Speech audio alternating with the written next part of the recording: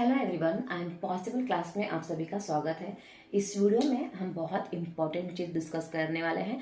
जैसे कि आपको थंबनेल देख के पता चल ही गया होगा कि लास्ट के 10 दिन में अब हमें कैसे प्रिपरेशन करनी चाहिए, क्योंकि हम बहुत चीज़ें गलत करते हैं जिसके वजह से हमें बहुत सारी मेहनत, जो 2-3 महीने की जो पढ़ाई होती है उसका बेनिफिट्स हमें लास्ट में नहीं मिल पाता है। तो वो कैसी कौन कौन सी गलतियां हैं वो भी मैं बताऊंगी, और कैसे हमें अब क्या करना है लास्ट में वो भी मैं आप लोगों को बताऊंगी। ठीक है, तो अंत तक वीडियो जरूर देख के जाइएगा। वीडियो अगर अच्छी लगी तो सब्सक्राइब भी कर लीजिएगा।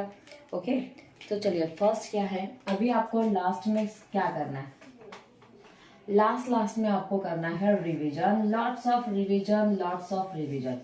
ठीक है, इतनी बार आपको रिवीजन करना है कि आप मतलब भूल जाना चाहिए, आपके फिंगर्स भी कम पड़ने चाहिए कि आपने कितनी बार रिवीजन किया हुआ है। ठीक है, बहुत बार आपको रिवीजन करना है, क्योंकि जितनी बार आप रिवीजन करेंगे उतना ज़्यादा अच्छे से आपका जो कॉन्सेप्ट है वो क्लियर होगा। ओके, सेकेंड जो है वो है आपको PYQ सॉल्व करना है। जब आपका कॉन्सेप्ट क्लियर रहेगा तो डेफिनेटली उसके रिगार्डिंग अगर कुछ भी क्वेश्चंस दिए रहेंगे PYQ में तो आप सॉल्व कर सकते हैं, राइट। तो PYQ भी जितनी हो सके उतना आपको सॉल्व करना है, और ऑनलाइन के साथ साथ ऑफलाइन पेपर को भी आपको सॉल्व करना है। तो जिसके वजह से आपके पास बहुत सारे ऐसे क्वेश्चंस मिल जाए उस टॉपिक के रिगार्डिंग, और फिर एग्जाम में उस टॉपिक के रिगार्डिंग कोई भी क्वेश्चंस आता है तो फिर वो बिल्कुल भी छूटेगा नहीं, तुरंत आप क्या कर सकते हैं, सॉल्व कर सकते हैं। और PYQ सॉल्व करेंगे तो आपको आइडिया आएगा कि जो पेपर है वो कैसे सॉल्व करना है, कितने क्वेश्चंस में कितना टाइम देना है हमें, ये सारी चीजें आपको PYQ सॉल्व करने से समझ में आएगा, और आपकी प्रैक्टिस भी बहुत अच्छे से हो जाएगी।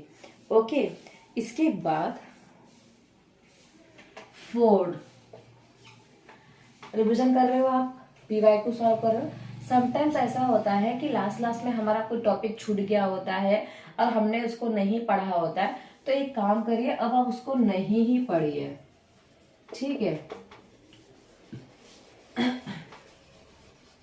डोंट लर्न न्यू थिंग्स, नई नई चीजों को अब याद करना आप छोड़ दीजिए, क्योंकि नई चीजों को याद करेंगे आप तो जो पीछे की चीजें हैं ना वो छूट जाएंगी। ठीक है, आपका रिवीजन भी नहीं हो पाएगा, आपने जो याद किया है वो भी आप भूल जाएंगे।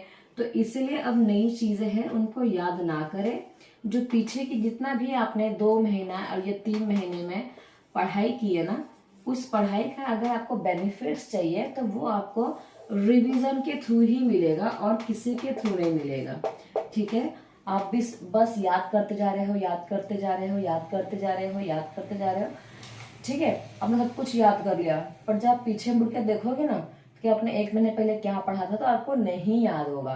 तो अभी के आपके 10 दिन में ना सिर्फ रिवीजन ही करना है, नई चीजों को अभी फिलहाल के लिए याद करना के लिए भूल जाइए कि भाई याद कर लेते हैं। हाँ, अगर आपका पूरा रिवीजन हो चुका है, PYQ भी आप एकदम अच्छे से सॉल्व कर ले रहे हैं, तो आप एक नजर डाल सकते हैं नई चीजों पे, भाई इस टॉपिक के रिगार्डिंग क्या दिया है उस टॉपिक में, या कैसे क्वेश्चंस आते हैं उस टॉपिक में। ठीक है, चलिए नेक्स्ट देखते हैं क्या दिया है। जो थर्ड चीज है, जो फोर्थ चीज है ना, वो है आपका मॉक टेस्ट। फिफ्थ वाला जो है वो है आपका मॉक टेस्ट।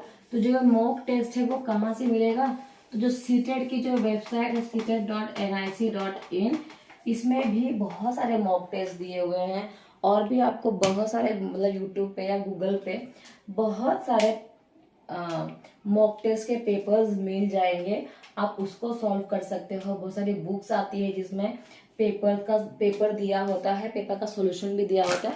तो पहले आप पेपर को सॉल्व कर लीजिए और इसके बाद पूरा सॉल्यूशन चेक कर लीजिए कि आपने सही किया है कि नहीं किया है। तो इससे क्या होगा कि आपकी जो पेपर पढ़ने की जो क्षमता है वो बढ़ेगा, पेपर को सॉल्व करने की जो क्षमता है वो बढ़ेगी, क्योंकि एग्जाम में टाइम मैनेजमेंट तो बहुत ज्यादा जरूरी है ना।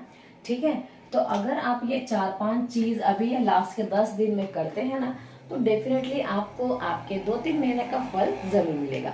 और अगर आपने कुछ अपने आपसे पढ़ते जा रहे हो, नई नई चीजें पढ़ते जा रहे हो, और कोई भी रिवीजन नहीं है या भी कोई भी पीवाईक्यू सॉल्व आप नहीं कर रहे हैं ना, तो आपकी ये सारी जो 2-3 महीने की जो मेहनत है ये पूरी वेस्ट है, उसका बिल्कुल फल आपको नहीं मिलेगा। ठीक है, क्यों नहीं मिलेगा? क्योंकि आप तो रिविजन ही नहीं कर रहे हैं, आप तो पहले का सब कुछ भूल चुके हैं।